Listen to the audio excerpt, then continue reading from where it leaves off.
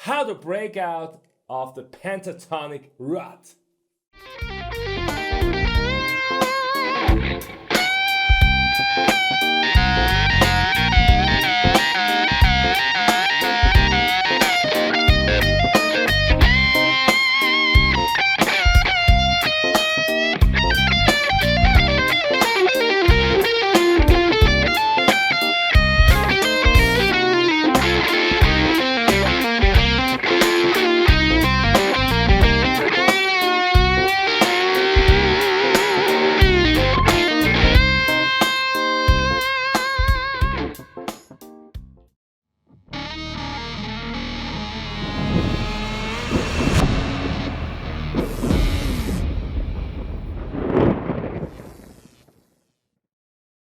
So you might be surprised to find out that all of the note material from this early jam here was purely pentatonic. Alright, maybe I added a B5 blue note once in a while, but I didn't play any crazy scales or additional intervals, but I just stuck to the pentatonic. I think all guitar players have been in that situation in some point in their development. You learn the 5 pentatonic box shapes. You study them, play them up and down. You try to make cool licks out of them. And at some point, you hit this wall, this plateau of just feeling like you're stuck. You sound repetitive. You have troubles connecting the different boxes. And somehow your fingers are dictating more what to play than your musical ideas are. Does that sound familiar? Well, today I want to offer you some strategies to break out of that pentatonic rut. I think there are several, because music is not just a flat one-dimensional thing, but it's very multidimensional. So one way of getting out of that rut is to just start thinking in multiple dimensions as well. A lot of the stuff that I'm going to present to you today is going to be related to phrasing, because phrasing alone is just such an awesome dimension that converts the notes that you play into phrases, statements, and eventually a whole story. Are you ready to get started? Let's do this. All right, so the first thing I want to talk about is articulation. Think of the way you speak. When you tell a story, are you just speaking in a monotonous voice where all the vowels kind of sound the same, and you're just talking and it's very flat and everything has the same length and the same impact? Probably not, right? There's going to be short, explosive sounds. There's going to be long sounds. That's exactly what articulation is about. So let's just take this simple C minor pentatonic, and instead of playing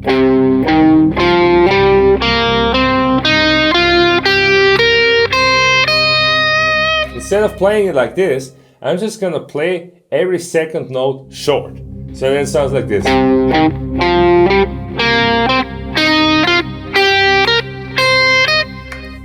And let's do it the other way too. Short one and then long one.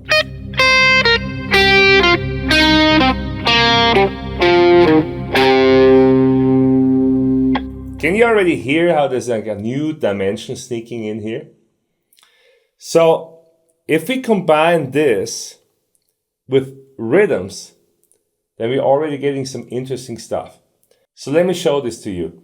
So first I'm going to play these rhythms with the notes having all the same lengths, and then I'm going to change particular notes to be short. Yeah? Let's see what that sounds like. Here we go.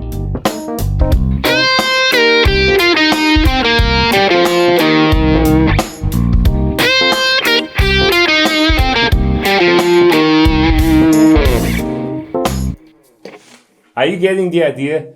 Do you see how much more interesting this already sounds with different articulations? So, articulations, what do we have really? Let's use the real music terms for these articulations. We got legato, that means connected. That's when all notes are long. Then we get something called staccato. That just means short. Yeah, so that's staccato. But then you have stuff in between. I'm just gonna name two of them. We got marcato. That's an accent. Yeah, that's when you just accent the note, and it's longer than staccato. Yeah, so it's like.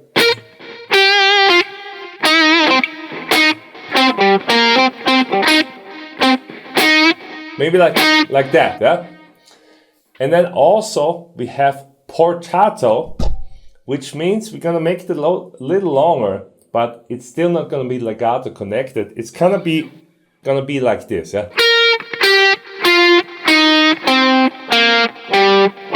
It's not, but it's also not.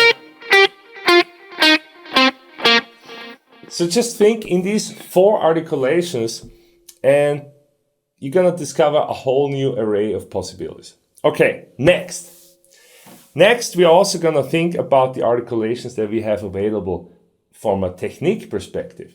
So what do we have available? We have legato technique, starting with the trill, you know.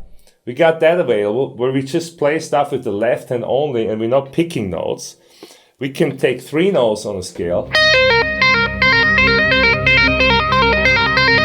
Play stuff like that, you know.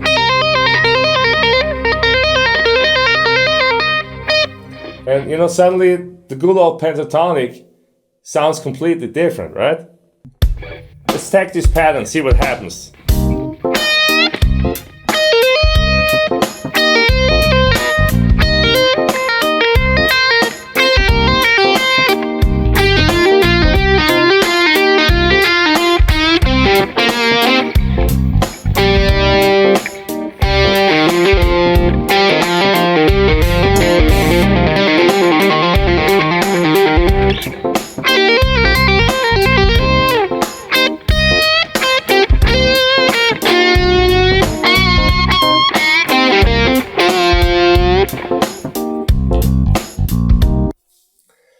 I hope you start to see the idea. Just even taking one phrase, one isolated phrase that has a different articulation, it's gonna force you out of your routine, and it's gonna break you out of the rut already, yeah? And then, you know, just by accident pretty much, I was starting to just do some pinch harmonics there. I don't know if you heard it. So that's like a right hand articulation that I'm using too, to make the sound more interesting or add some new dimension in it as well, right? So I use that with bendings, you know.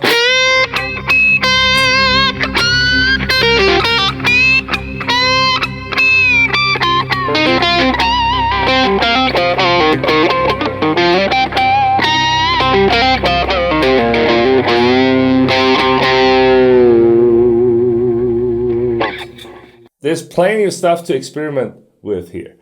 Okay, let's talk about something else. So you already saw that, you know, I was doing different things here to add some more dimensions. Yeah? Let's just summarize for a second. Yeah? So we had the articulations as a dimension. Then we have the rhythm as a dimension. With the rhythm, there's so much we can do with rhythmic placement. We can choose where to put our notes. So one thing that comes up very early on the list is we want to try to avoid the one, because the one is kind of like where all the rhythmic gravity goes. Yeah. So if you can dance around that, we already sound way more sophisticated. But in order to do that, we need to know how to place our rhythmic accents. Yeah. That's something you need to learn. That's not necessarily something your instinct will tell you. So we need to know about subdivisions, yeah? We need to know about half notes, quarter notes, eighth notes triplets, quarter note triplets, you know, 16th triplets, all the good stuff. So we need to be able to subdivide the beat. Have you ever done this with the pentatonic scale? Let's give it a try. Whole notes.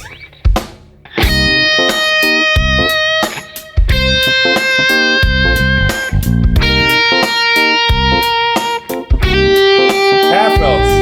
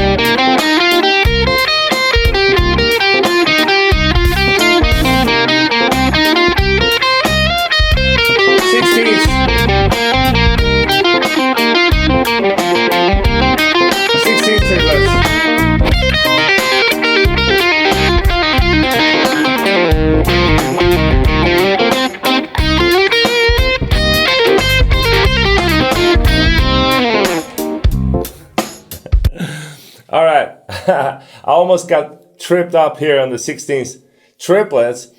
And one thing for sure is the faster the subdivision, the more limited you will get in your vocabulary. That's just the nature of the beast.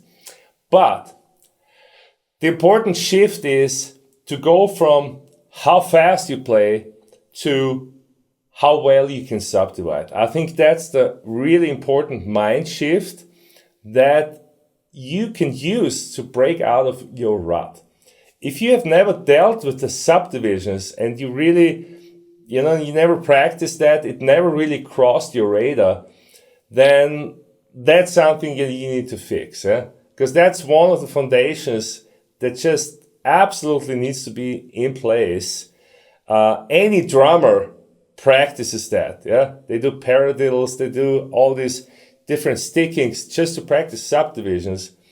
And so, I got a full guitar education program that not only teaches you how to subdivide the beat, but addresses all the dimensions that we talk about here in this video, from the most simple to the most advanced. And the program is called TGT Academy, and it's not just a quick fix, it's like a 12-month study. And I only take on a limited amount of students. So if you're watching this video and you're already asking yourself, like, how can I do all this by myself? That sounds like a lot of work. Then let me take off some of that work off your shoulders. Let's just have a chat and let's just see if possibly I might be able to help you. There's a link below where you can watch a little video and then schedule a Zoom call with me. Awesome, but I got a little sidetracked here. What else do we have? So we have that whole rhythmical layer. Then we have another phrasing layer that I call bending and vibrato. And these are techniques to make the guitar sound more like a human voice. Again, an excellent way to break out of the rut or hit another plateau if you're not that good. Let's see what happens if your phrasing, your bendings and vibrato is not that good versus when it's spot on. Let's listen for the difference.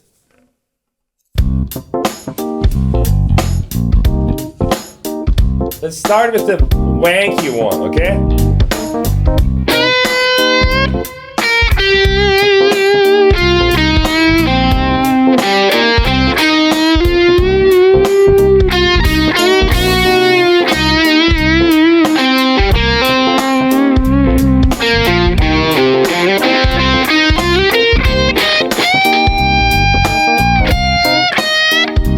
Maybe you can hear yourself a little bit in that kind of playing. Some of you maybe, Alright, now I'm gonna clean this up on pitch bendings and vibrato that has a controlled speed. Here we go.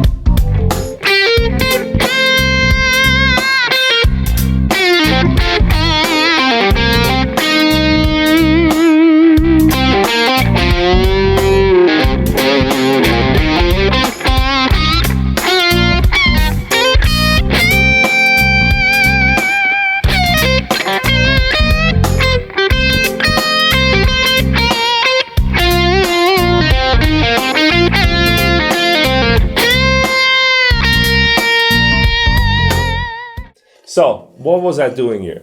Well, mainly I was bending in pitch. That definitely helps. But then, regarding the vibrato, I hear a lot of people that vibrato kind of too slow. You have this, it's this kind of sound. What you want to be able to do is vibrato in a particular subdivision. So, you want to be able to go like, let's say, put them on a metronome and do this.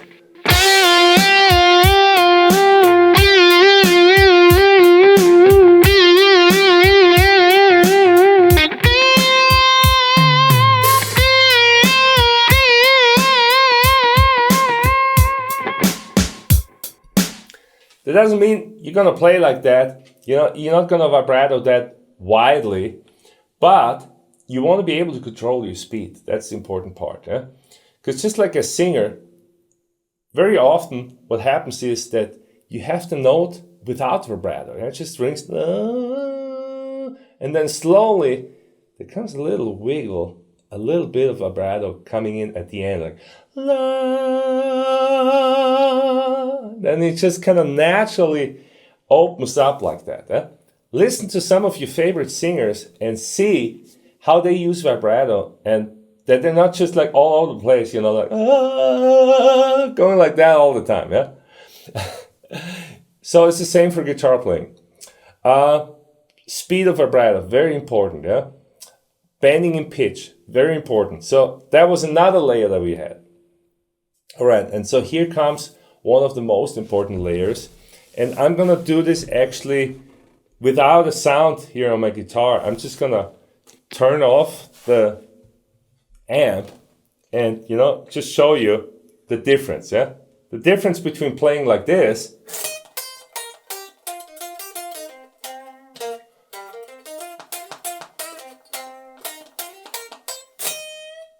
and playing like this.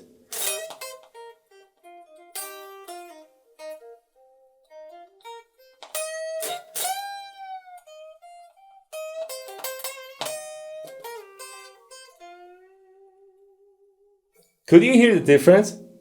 I mean, I know it wasn't very loud, but I hope you could hear the difference. On the first example, I was just playing all notes pretty much on the same volume, same picking strength, kind of nailing it on the top. And on the second example, my lines had these nice valleys and peaks in dynamics. Some notes were loud, some notes were softer. It was like, yeah, in that fashion. So dynamics, probably the most powerful layer of these multi-dimensions we're talking about today. It's the mindset that you want to tell a story. And so how do we practice that? I think the first step is just to let that thought sit a little bit and just meditate on that a little bit. And I want to give you an example here. I'm going to improvise here in a second. I'm going to do one example where I don't use any dynamics, and it might not even sound bad to you. But at a certain point in time, you're just going to get bored. And it's just going to be this kind of stale feeling, or this kind of boxed in, closed feeling that I bet you is the same feeling that you've had before, when you just feel like, okay, I'm just boring myself. All right, let's give it a try.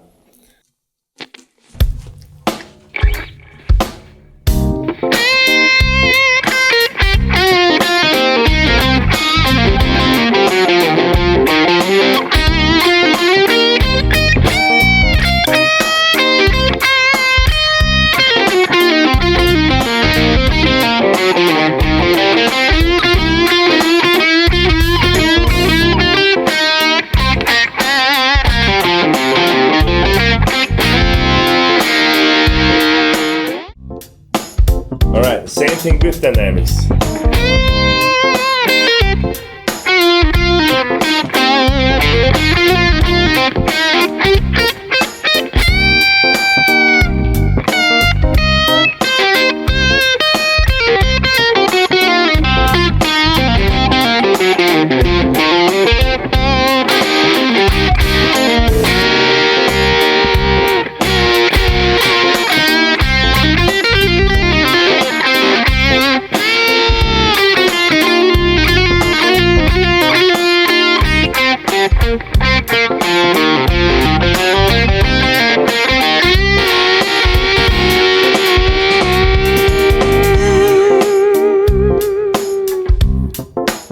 So which example did you like better?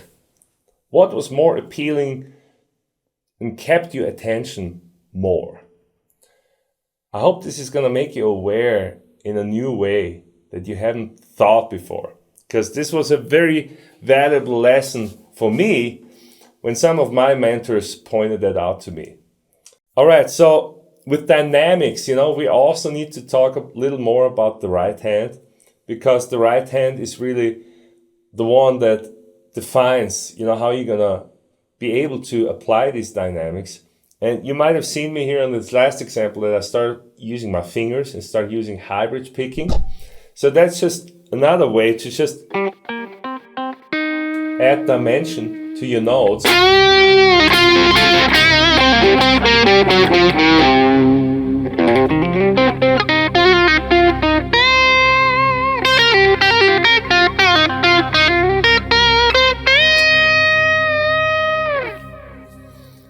You see how powerful this can be? If you've never done this, if you've never messed around with the dynamics with your right hand, then I strongly advise you to do this.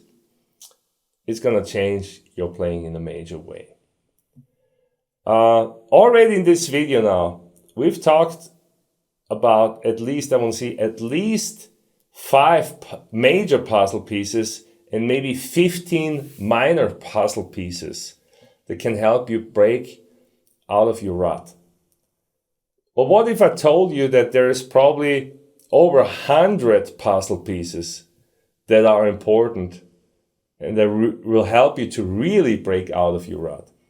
Well, all these puzzle pieces, you cannot think about them while you play.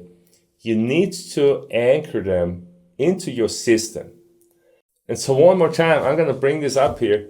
It's just very difficult, if not impossible, to do this all on your own. Why not start working with someone that has done a similar thing already and worked out a structured curriculum to get you from the stuck in the rut place to the I got all puzzle pieces connected and working for me place? Wouldn't that be awesome? Well, that's exactly what I have done. So if you like this lesson and you're starting to see that there is more to it than just learning new scales and thinking about new notes to use in your solos, because obviously that's a whole another dimension that we haven't even talked about in this video. But I haven't even started to put in different notes. Imagine what happens if I put in other notes on top of everything I've done so far. But if this video made you think about some new things and you're starting to realize that there's just a whole realm of possibilities that you are not aware of, then check out that link below and let's see if I might be able to help you on a grander scale than just watching YouTube videos. I'm very happy to pour out what I know and help other players. I just like to give options to people. Everyone is different. Some people just watch these YouTube videos and can already get something out of it. And other people, they don't want to waste their time. They just want to get to business and work with the guy that records the video in person. Awesome. So I hope you liked this video. Subscribe to my channel, and I'm looking forward to talking to you soon.